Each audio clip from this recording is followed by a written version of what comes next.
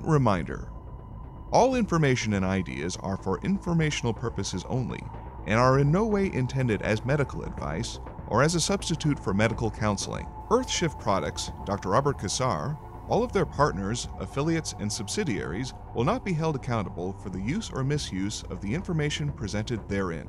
This information is not intended as medical advice. The authors, publishers, and speakers of this work are not medical doctors and do not recommend the use of mineral-deficient foods, drugs, or medicines to achieve beauty and to alleviate health challenges. Because there is always some risk involved, all persons involved with the development and distribution of this information are not responsible for any adverse effects or consequences of any kind resulting from the use or misuse of any suggestions or procedures described on our website or Earthshift Live radio talk show or therein. What I do is a little complicated because I do a lot of little things here and there. And over the time of the last 20 years, I was a doctor of chiropractic, seeing approximately about 200,000 patients, and really getting into wherever the truth wanted to take me. If it took me to naturopathic medicine, if it took me towards seeing a lot of different areas that I couldn't see previously, then I wanted to just go anywhere where actually truth wanted to unfold me. So after approximately about 10 years of seeing patients, we all start to find out that what we're doing is not as much as we thought we could. And we started expanding in different areas and really seeing that what can we do more for, as what we were talking about previously, consciousness. How could we actually change the world we're in at this time unless we change the consciousness that let us get here? So I really had to revamp my whole idea of really treating your symptoms. You came in with a headache, or you came in with low back pain, or anything else. We sort of really found out that terrain modification, and or not even of the body, but of the mind, of the heart, of what we also call the invisible, the ethereal world, was real.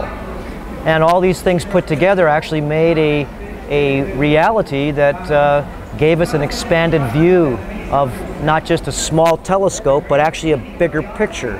As you have the Earth behind you here, we can see that it actually is a big picture to really try to grasp and see what can we do as a collective group to really expand what we do know and expand what we don't know in a fractalized amount of different areas, not just one little area, not just picking on chiropractic or acupuncture or the medical side, but actually bringing all these different, as you can call them, disciplines, and really working together with one another to expand the conscious ring of humanity. So now as you start to learn about the quantum nature of the universe, tell us about the law of attraction and how people manifest stuff, and then tell us about how you have done it for yourself. Well, that's an interesting question, because the law of attraction is, depending if you're looking for the exterior law of attraction or the interior law of attraction.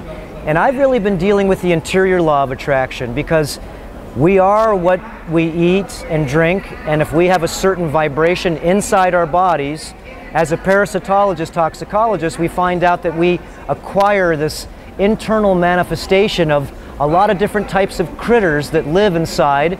And critters are things that we're not supposed to talk about, parasites, things that live within our body that really don't sometimes go along with what we want to do. So I really found out that there's an internal manifestation of what we want to be, and that makes the external manifestation of what we can be. So I found out that changing the inside is not important, is essential to be able to actually really see the big picture. So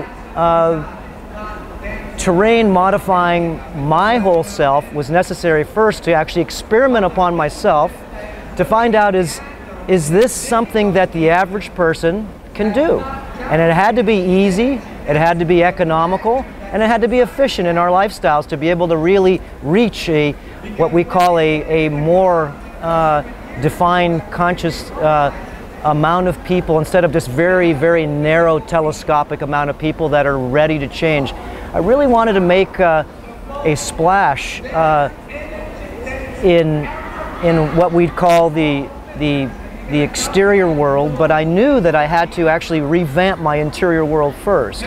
So food became a big base in my life, and it's, as we know, when you were 20, whatever you did at 20, when you became 30, you didn't do anymore. And then when you became 40, you actually changed and did everything, of course, a little different than when you were 30. So this has been a 20-year, sort of morph, as you can say, to be able to really see what not only worked for me, which was very basic, because I had to really experiment a lot with myself. And then once I did, then I sort of experimented, as everybody does, with the patients that I saw. You talk about internal manifestation, and in order to really understand the internal manifestation, you have to see that everything is vibratory, no matter what. A piece of plastic has a vibration, and if I acquire plastic in my body and or certain types of heavy metals, chemicals, and so forth, then my vibration actually became what you'd call non-conscious to the higher vibrational conscious that I wanted to become. Talking about manifestation, which is a very interesting idea, because really we know, as the Egyptian mantra, so shall it be thought, so shall it be written, so shall it be said, and so shall it be done.